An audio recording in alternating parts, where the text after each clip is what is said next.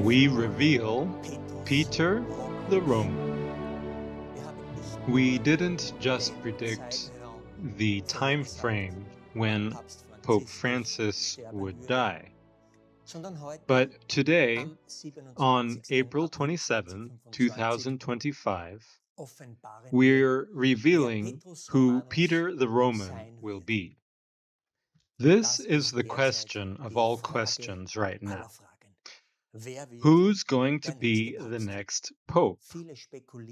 A lot of people are speculating about it, but can we pin it down using the Bible? Warm welcome, dear friends, to today's video. And I'm asking you right away, stick with us until the end, because it's going to get really exciting. On this slide, you can see the two relevant videos that talk about this topic. The first video is about the sermon from July 26, 2024, titled, "Whom Do You Elect?"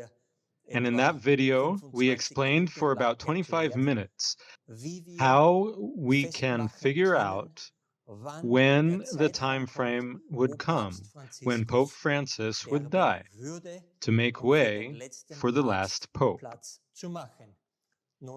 Well, we know it's happened.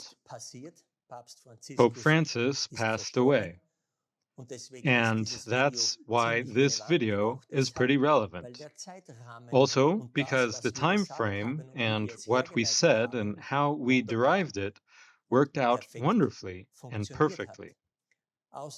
From that longer video from July 2024, we took the relevant part and published a shorter video yesterday on April 26 with some additional explanations. The title is, "We Prophesied the Time of Pope Francis's Death." I can only ask you, please watch both videos so you have the foundation for today's video. We know Pope Francis has died, but now the question of all questions is, who will be his successor? And is he the last one? And who is it?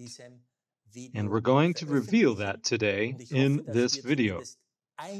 And I hope that we can publish at least one of our videos in German, English, or Spanish before the conclave ends. So it's truly a revelation in this video before the new pope is officially confirmed. So let's dive right in. I chose this background image because of the text of the fifth bowl of wrath, because we're right in the days when this bowl of wrath is being fulfilled. And the fifth angel poured out his vial upon the seat of the beast, and his kingdom was full of darkness. Well, you see these dark clouds over the Vatican here. And of course, we used this verse back in July 2024 as well. And because this verse refers to the sores again, which were also mentioned in the text of the first bowl of wrath, we know and we strongly suspected that this fifth bowl of wrath should also relate to the Vatican. We already connected these sores back in 2018 with the very foul and painful sores of the Catholic Church, which had come to light because of the child abuse scandals. Keep that in the back of your mind. We'll come back to it. Let me explain this image because it's really, really important. In our video from July 2024, we predicted the time frame when Pope Francis would die. And we were able to derive that from the text of the fifth bowl of wrath. And through the actors in the heavens, this time frame was confirmed and shown. Now, if you read Revelation 15 and Revelation 16 and don't think too hard about it, you'd just say, these are the chapters about the 7 plagues. And that's how it was for us too. And that's why back in 2024, we set up a plague cycle for the 7 last plagues. And with that knowledge, we could determine from when Pope Francis might die. But that wasn't the full understanding of Revelation chapters 15 and 16 yet. In the weeks and months that followed, we only then understood why chapter 15 starts with a great and marvelous sign. If you read these 2 chapters very carefully, you notice that a distinction is made here between plagues and bowls of wrath. We didn't have that knowledge back in July 2024. Now, here in this image, you see the great and marvelous sign, which there are already several videos about. You see here the accumulation of the 7 plagues, which are then poured out on one day. What's that day? That's after Jesus has returned and the first resurrection has taken place. Then the 7 last plagues are poured out on one day. That's one perspective. The second perspective, which comes from these 2 chapters, is the bowls of wrath, and we see them arranged here. Here we have the filling of the bowls of wrath, and on the right side, going downward, we have the pouring out of the bowls of wrath. Now, we said that in the time frame of the 5th bowl of wrath, the throne of the beast is darkened.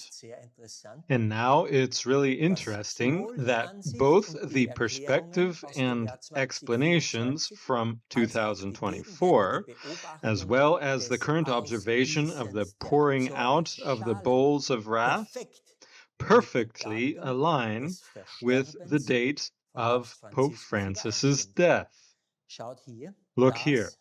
This was the time frame we knew in 2024, which falls under the text of the 5th plague, namely from September 2, 2024 to May 24, 2025. And as we see, here's April 21, 2025, when Pope Francis passed away. So even though we didn't fully understand the whole picture of these 2 chapters yet, what we had prophesied was still correct.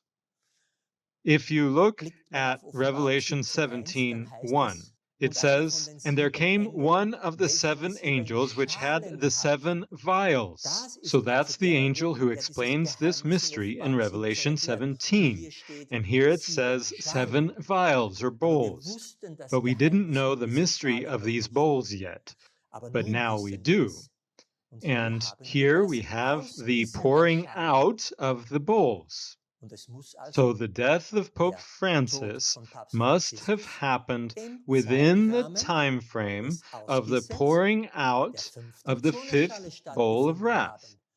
Let's count it out. Here's the first time frame. Here's the second time frame. Here's the third. Here's the fourth. And since April 4, 2025, we've been in the time frame of the 5th bowl of wrath, and it lasts until April 30. On May 1, the 6th bowl of wrath begins to leave the hand of Orion. So you see, in both cases, it was correctly predicted when Pope Francis would die. I think this isn't just a wow, it's phenomenal. And I can only ask, and we hope, that you who are watching this video will share it and spread it. Because the Word of God in the Bible and the Word of God that we see and hear in the heavens, both together, correctly predicted the time frame in which Pope Francis would die. I hope I've managed to explain this pretty clearly again, so there's no doubt whether it was correct or not. In both cases, spot on. Mr. Trump would say in a case like this, promises made, promises kept, or prediction made, prediction fulfilled. Let's read a few verses from Revelation 17, but I won't go through all of them because that's already been done in the other videos. And the angel said unto me, Wherefore didst thou marvel?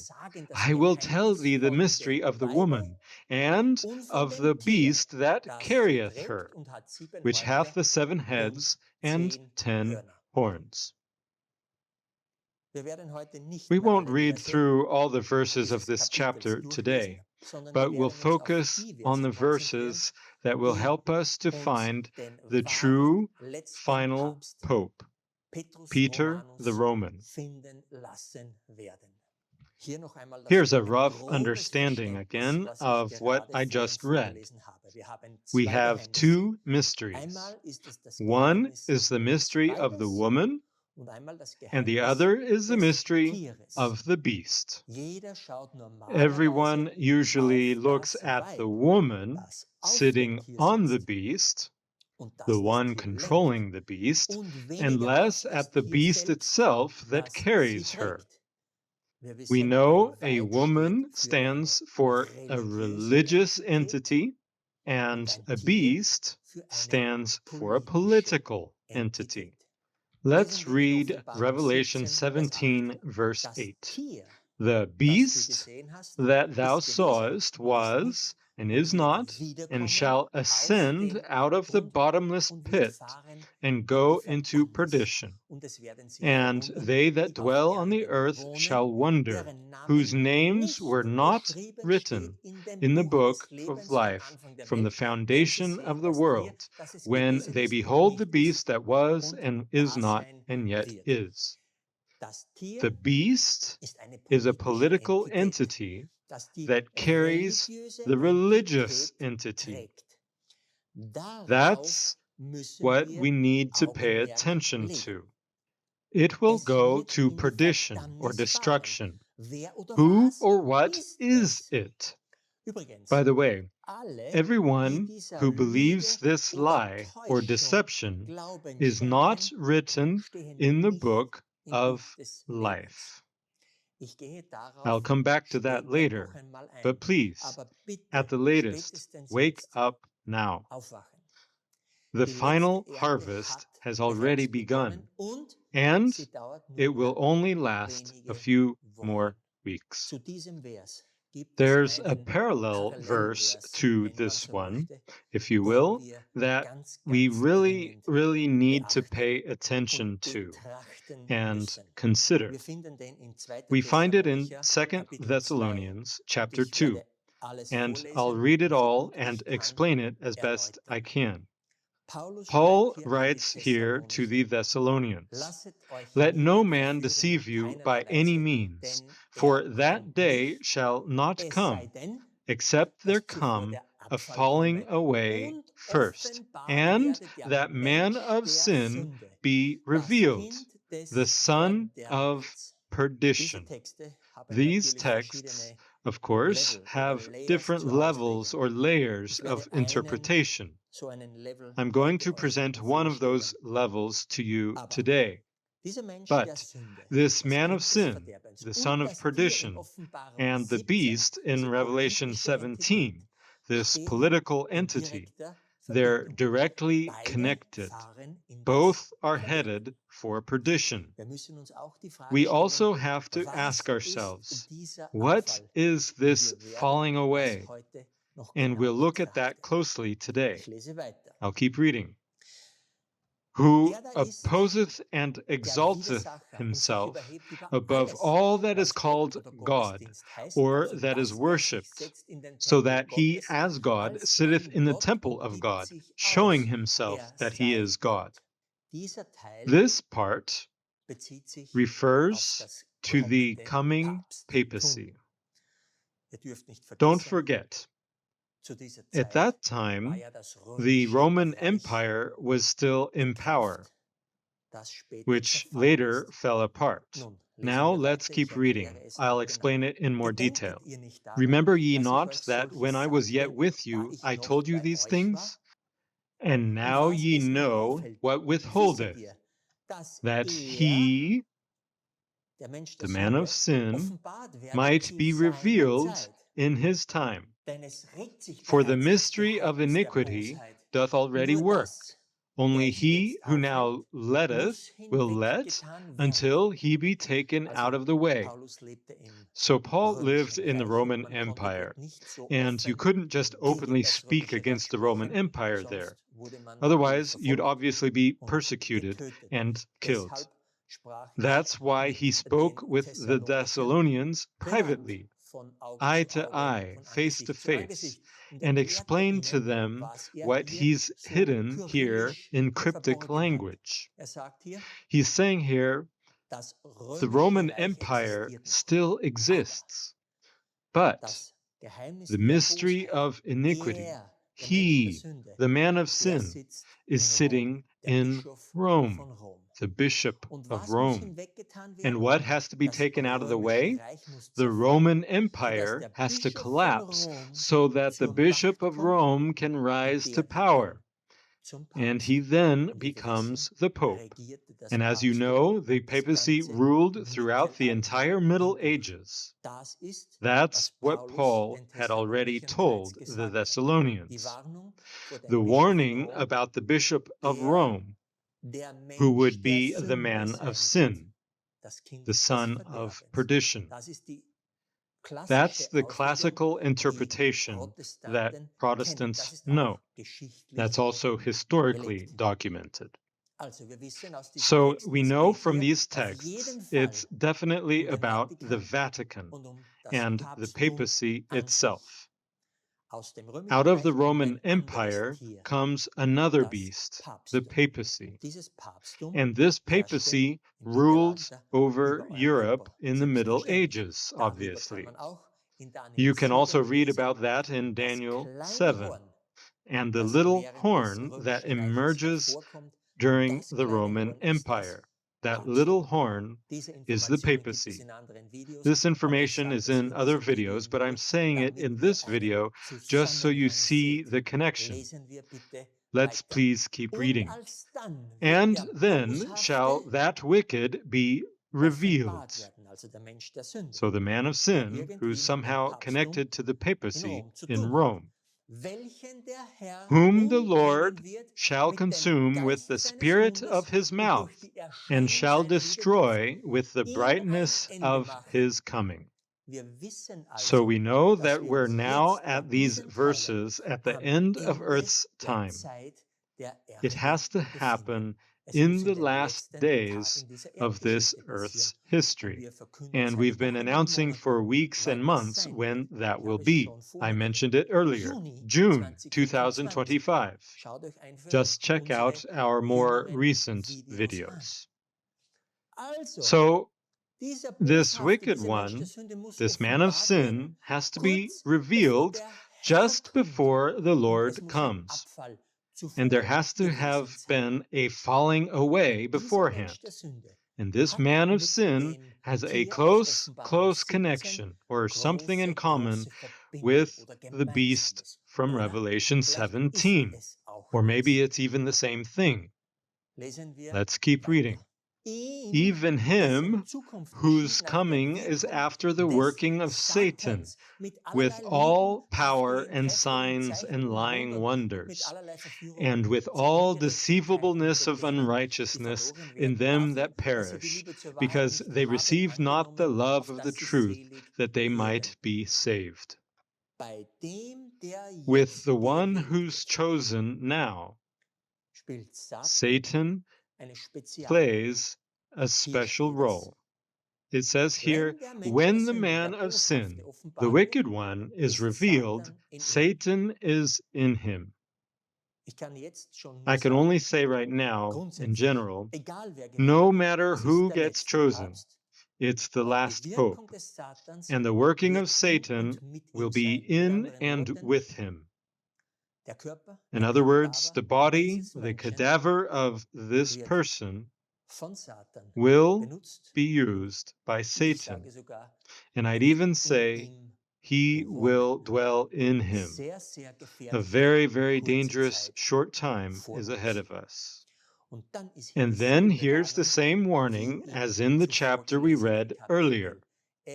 There are people who don't accept the truth, but reject it, and they will be lost. We'll come back to that again, but I want you to see the parallel between these two entities that are headed for perdition, and that Satan is the one at work, and that there are people who've fallen for a certain lie. So we're talking about the last pope, who we're going to reveal today, or who will be chosen in a few days. So there must have been a remarkable sin committed by this person, and that's a mystery, but we're going to unveil it today. I'm reading here from Revelation 17, verse 9. And here is the mind which hath wisdom. Brother John received the content of this video on April 25, 2025, and passed it on to us so that we could actually produce this video. And if the one we reveal today becomes Pope, then you'll know that wisdom from above was granted. The 7 heads are 7 mountains or hills on which the woman sitteth. The harlot sits on many waters, and that's obviously a reference to the Sea of Peoples in Europe. That's well known. The harlot, meaning the religious entity, the Catholic Church, sits in Rome, as we know. What does Rome have to do with 7 mountains or hills, depending on the translation? The harlot, meaning the religious entity, the Catholic Church, sits in Rome, which is built on 7 hills or mountains. Here's a snippet from Wikipedia. The 7 hills of Rome. Septem Montes Romae are 7 hills east of the Tiber in the area of today's Italian capital, Rome, which were once decisive for the settlement history and city topography. Rome is known as the city on the 7 hills. I hope you already knew that, and if not, now you're all the more certain that when we're decoding this mystery, we're focusing on Rome and the Vatican, the papacy itself. Heads are mountains, and mountains in prophecy stand for powers or political kingdoms, just as it was said in Jeremiah 51 about Babylon, O destroying mountain. And that's why these kingdoms also have kings. So here we have 7 kings. Now we're getting to the core, and in these verses here, we'll find the solution. I chose this image. You see Rome with the red dot and lots of veins and branches. And the saying goes, all roads lead to Rome. And I just want to show here that this Vatican City, this tiny city-state, as small as it is, has stretched its threads and tentacles all over the entire world and is pulling the strings, a bit in public, but much, much more in secret. I'm reading.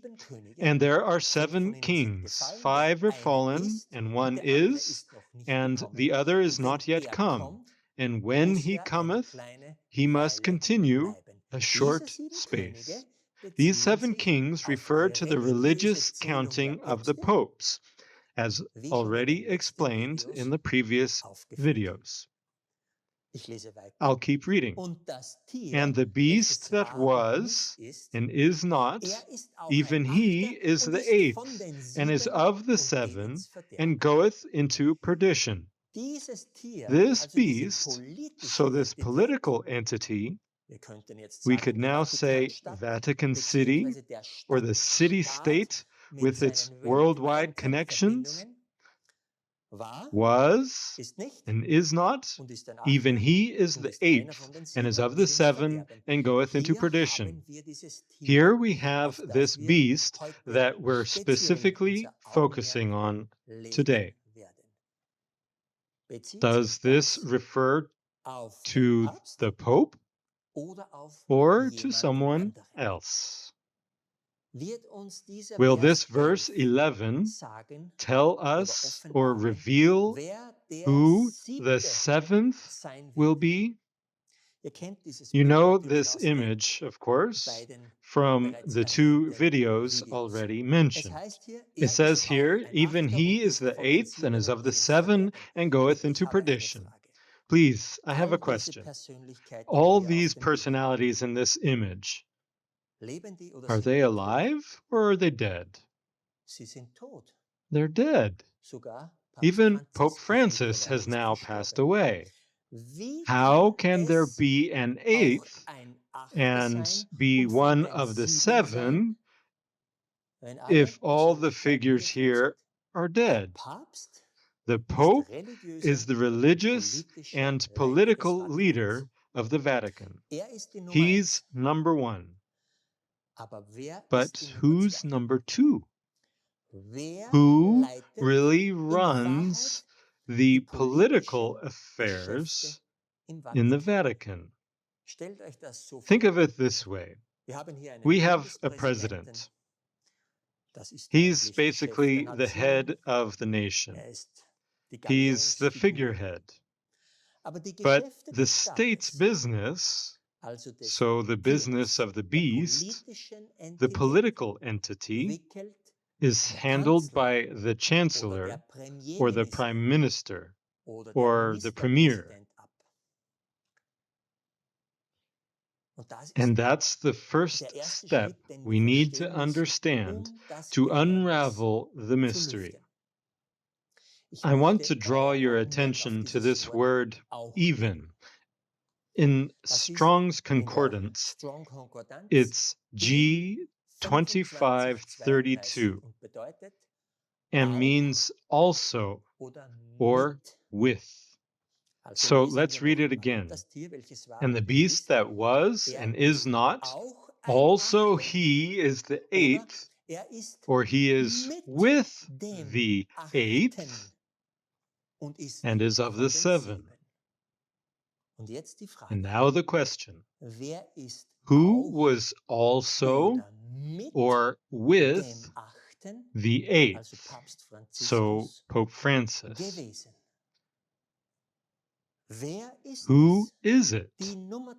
The number 2 in the Vatican is the Cardinal Secretary of State, Cardinal Pietro Parolin. Francis was obviously number 1, and Pietro Parolin was obviously number 2. He was also with him and led the beast, the political Vatican. That's the heart of the matter. That's what the prophecy tells us. According to all the wisdom we've now received from above, Pietro Parolin will be the seventh and final Pope. Now, as the man of sin who will go to perdition, he has just been revealed before the conclave, not through speculation, but straight from the Bible. This person must have already been there and held the office. Otherwise, you couldn't reveal him. Many people suspect that he could become the next pope. Even the bookies are ranking him high. Of course, he's one of the few named Peter, which points to the Malachi prophecy. And of course, he's Italian, which also has to be the case. Otherwise, he could never be associated with Peter the Roman, Petrus Romanus. But with him, everything fits.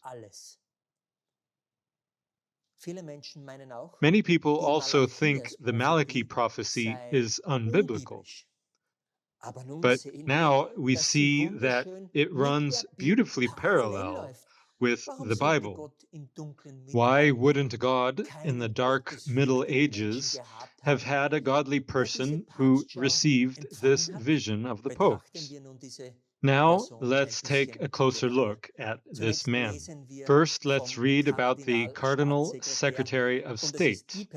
This is the person who leads the most important dicastery of the Roman Curia, and that's why it's generally a cardinal.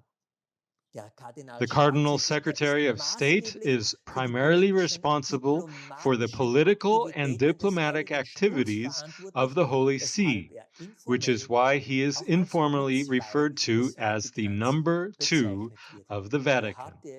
There you have it. That's from Wikipedia. He's the number 2 and handles the political and diplomatic activities. The term of office ends either through dismissal by the Pope, that didn't happen, through acceptance of a resignation, that didn't happen either, or automatically with the onset of a sede vacante. That's what happens, because the Pope passed away. So with his death, the Cardinal Secretary of State was also removed from office, and the Camerlengo, Cardinal Farrell, is currently the leading cardinal in the Vatican. Here it says again, most recently, Pietro Parolin held the office from 2013 until the death of Pope Francis on April 21, 2025. So, that's the first big piece of information we have. And we know that he's the one who leads the political actions in the Vatican. Again, from Wikipedia, directly about the person Pietro Parolin. He was, of course, born in Italy, as I mentioned earlier. And his name is Pietro, which is Italian and means Peter. So that fits very well, since we need Peter the Roman, Petrus Romanus. He was appointed Cardinal Secretary of State on August 31, 2013, and his tenure began on October 15, 2013. So about half a year after Francis became Pope, Pietro Parolin became Cardinal Secretary of State. Interestingly, for the conclave, since the dean and vice dean are over 80 years old, Parolin, as the highest ranking eligible cardinal bishop, will be tasked with leading the 2025 conclave. He is also being publicly considered as a possible successor to the papacy. I think you've already read that in the news and the press. Let's sum it up. Peter the Roman, Pietro Parolin, was in office with Francis the whole time as the number 2 in the Vatican, the one who led the political beast and carried out all the business of the political Vatican, whether it was public, good, or dark and hidden. There's tons of material on the internet if you want to know what the Vatican, and specifically Mr. Parolin, was responsible for. Keyword: conspiracy theories. Francis is the one with the clean vest, and Parolin does the rest. Sometimes even the dark rest. Why is Cardinal Parolin called the man of sin? Why does the fifth bowl of wrath fall on the seat of the beast? Why is this bowl of wrath connected to the first one, where it was about the swords? Why does the beast go to perdition? And why does the beast in Revelation 17, verse 8, come up out of the bottomless pit? Could this bottomless pit possibly be connected to the bottomless pit of the fifth trumpet and the first woe? Why are those specifically mentioned in Revelation 17, verse 8, who are not written in the book of life? Lots of questions, and there's one answer. In Revelation 9:21, we read a verse that refers to the sixth trumpet and thus the second woe. Neither repented they of their murders, nor of their sorceries, nor of their fornication, nor of their thefts. And in Revelation 18:23, so after the fall of Babylon, we read that by thy sorceries were all nations deceived. This word sorcery, and we've pointed this out often, and many people know it, is G5331, pharmakeia, and that refers to drugs or poisoning, pharmaceutical products. What dramatic sin was committed in the time frame since 2013 that God condemns so strongly? There's really only one answer to all these questions, and that's the mRNA COVID vaccine as the number of the beast. And we've probably been the only ones in the world to report on what the number of the beast really was. Now, the 666 of the beast in Revelation 13 makes even more sense. The driving force behind this wiping out from the book of life through this DNA manipulating vaccine is the Vatican.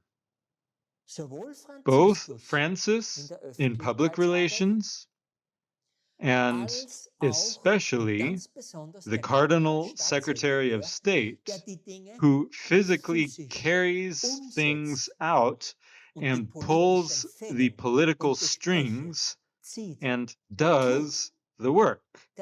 The one stands in the public eye and kind of sets the direction, but the other, who's never looked at, actually does it.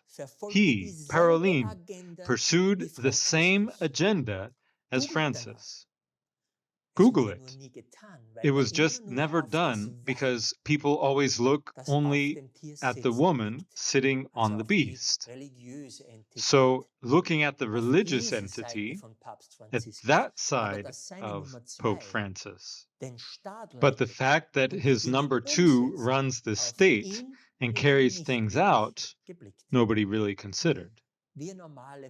We regular people know next to nothing about the dealings in the Vatican. Sometimes you hear something, but you brush it aside. You have almost no way to verify it. It's a mystery. But the Word of God and His wisdom help us. This political beast in Rome definitely exercised its power in the Middle Ages. Kings and emperors obeyed Rome. Then this political papacy was no more when General Berthier took the Pope at the time captive in 1798. Through the Lateran treaties of 1929, the papacy got Vatican City back and regained political rights. But now we know how this beast has exercised its political power and influence again in recent years. You know this image too. It refers to the verse that he, when he cometh, he must continue a short space. Many people who suspect and guess that Cardinal Parolin will be the next and final pope now place Christ's return in 2027 or even later because they can't imagine that this short space would only last a few weeks until June 2025. But with what we know today, it's clear that the Malachi prophecy refers to the entire last 12 years. Pietro Parolin was working alongside Francis.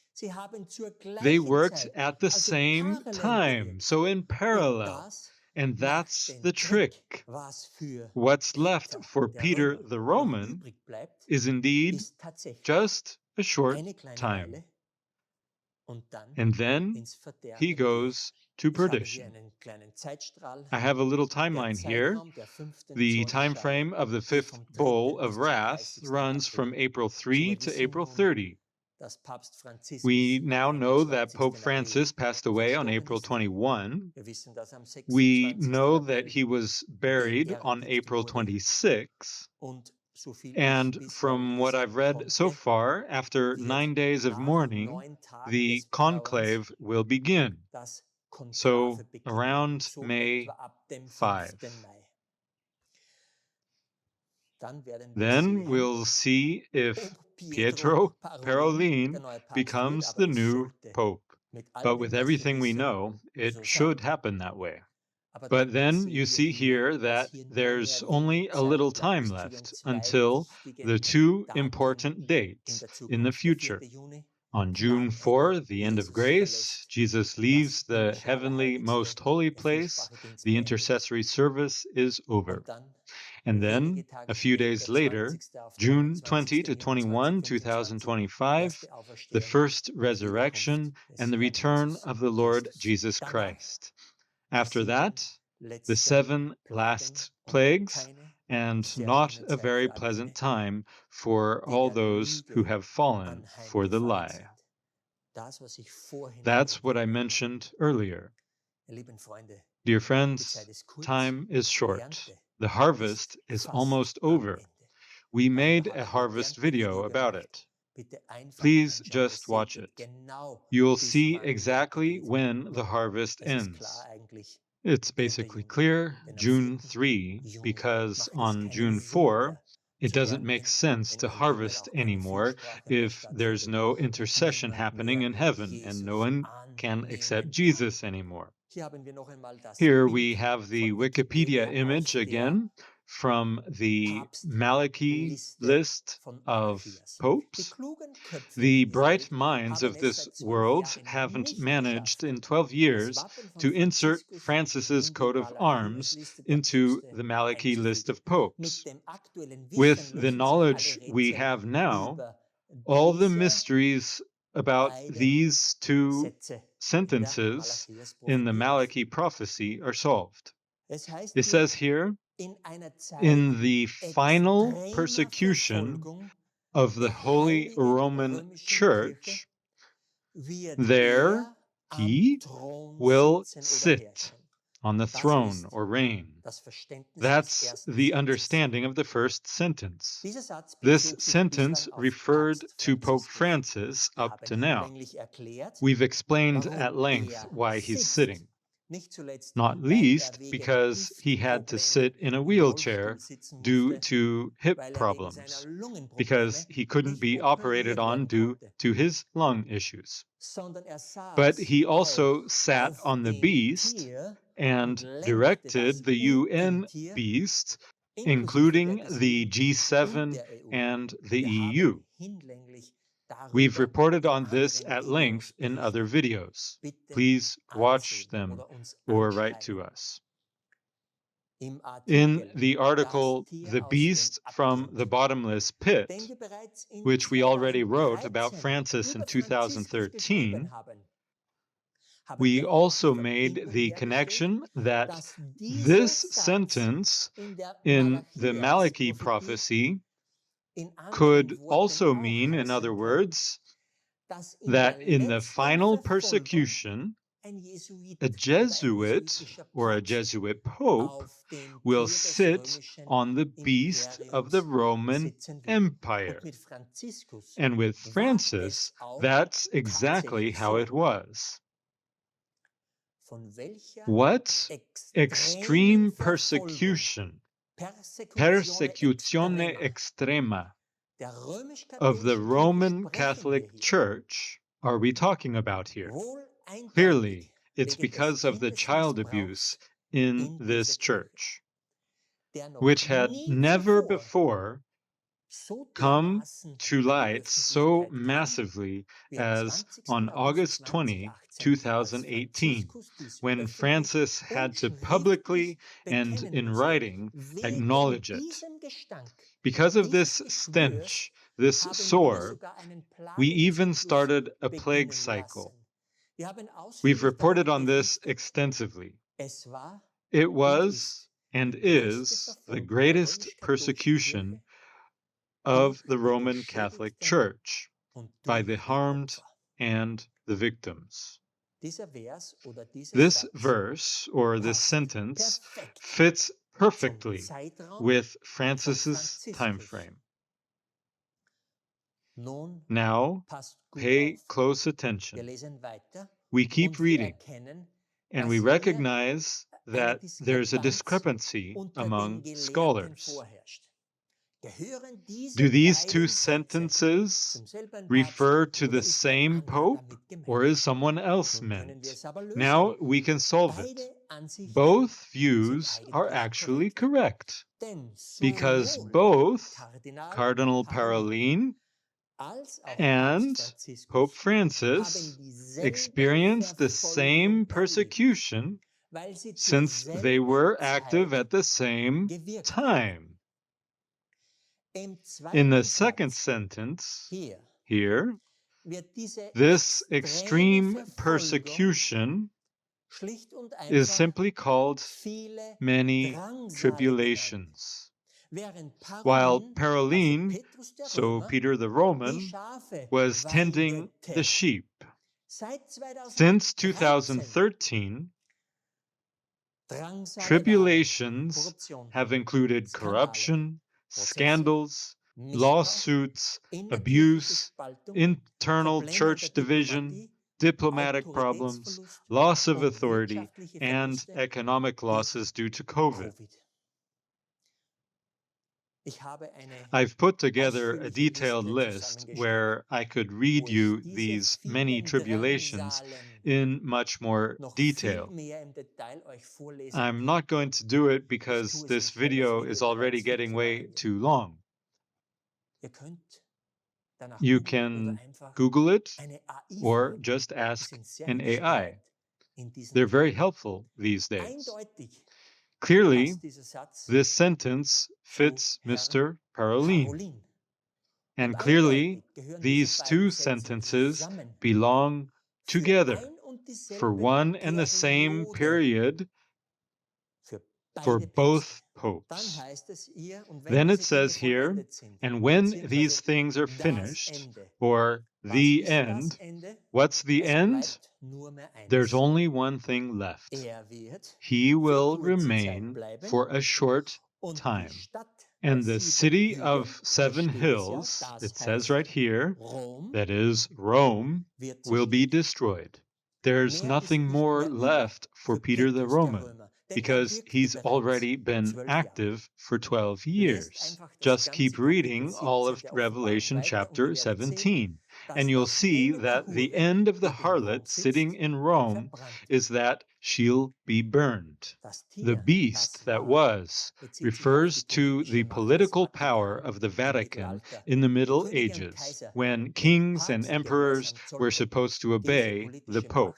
This political power ended in 1798, while the religious papacy continued.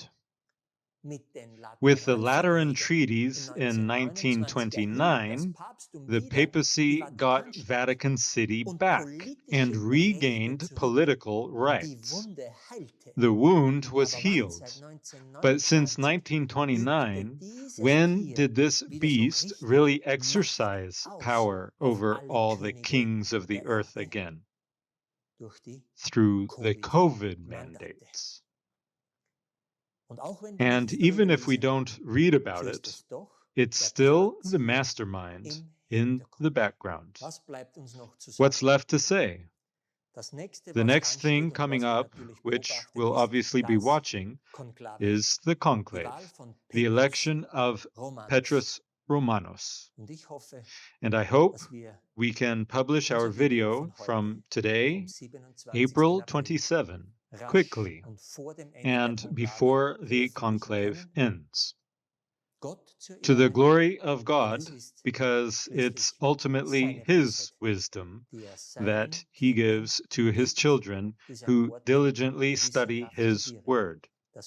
The Word in the Bible in connection with the Word you can read in the heavens. I have 2 more slides. And I'm reading here from Amos 8, verse 10. And I will turn your feasts into mourning, and all your songs into lamentation. And I will bring up sackcloth upon all loins, and baldness upon every head. And I will make it as the morning of an only son, and the end thereof as a bitter day. I've copied a few excerpts here from the Morgan Post. There are many, but we read here, the city of Rome plunges into deep mourning following the announcement of Pope Francis's death. Just yesterday, so on Easter Sunday, I had the privilege of seeing the Pope in St. Peter's Square. Our joy was immense. And what happens on Easter Monday? His death deeply shocks me. Or St. Peter's Square is bustling with activity. That was on Easter Sunday. Instead of a joyful atmosphere, dismay prevails among the pilgrims. That was on Easter Monday. This verse found its fulfillment on that Easter Monday. I will turn your feasts into mourning. Why your feasts? First, the Easter festival, as it's known today, is pagan. Biblically speaking, you have to look at when Passover and the 7 days of unleavened bread take place. That's a feast from God, but not the Easter we know. Watch our harvest video. I explained those days exactly there. When did Jesus die? When was he in the tomb? When did he rise? Then you'll know when the true resurrection Easter day really is. But what's known today about Easter, those are human feasts. So this Easter 2025, this pagan Easter, it was turned into mourning and lamentation for all those who believe this false lie. What lie? The Sabbath to Sunday lie, plain and simple. Why? There's the encyclical called Dies Domini, and in that encyclical, you can clearly read that the Catholic Church in no way denies that the seventh day of the week is still the Sabbath or Saturday. But because Jesus rose on the first day of the week, people then think that this should have shifted the Sabbath to Sunday, which is a lie. Just because he rose on the first day of the week doesn't mean the moral law of the Ten Commandments was changed. Never, ever. Why does the world mourn on Easter Monday as for an only son? Because that's the reference to the Pope. After all, he's the Vicarius Filii Dei, the representative of Christ, the only begotten Son of God. We first applied this verse to the Easter festival in 2012. Since that Easter in 2012, we've been watching for when this verse would truly be fulfilled. And in 2025, right where it had to be fulfilled, it was fulfilled. I hope I've explained that clearly and plainly.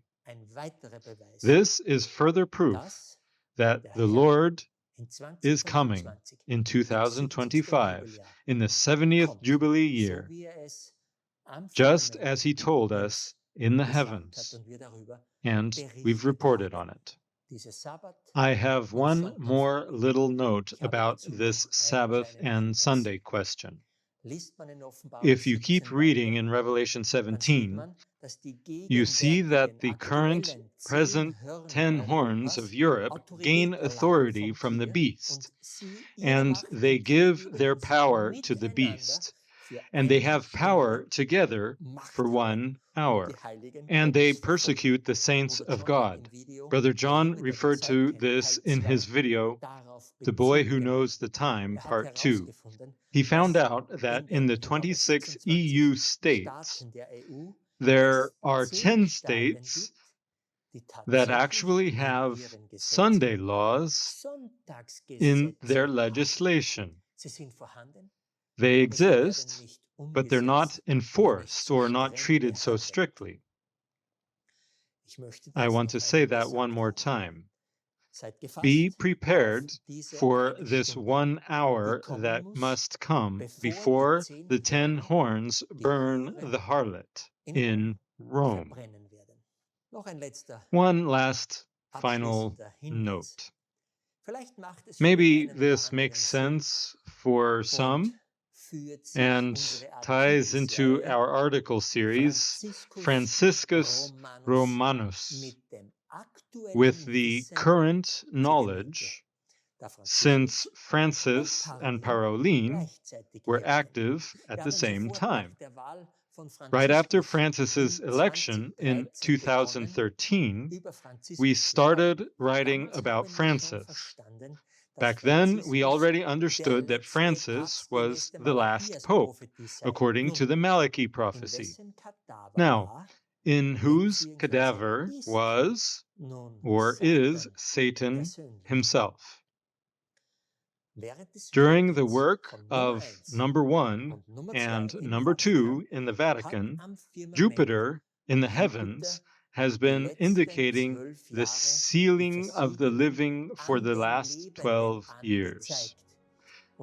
And that ends at the latest on June 4, 2025, as mentioned before, when Jesus as high priest leaves the heavenly sanctuary forever and intercession ends for good.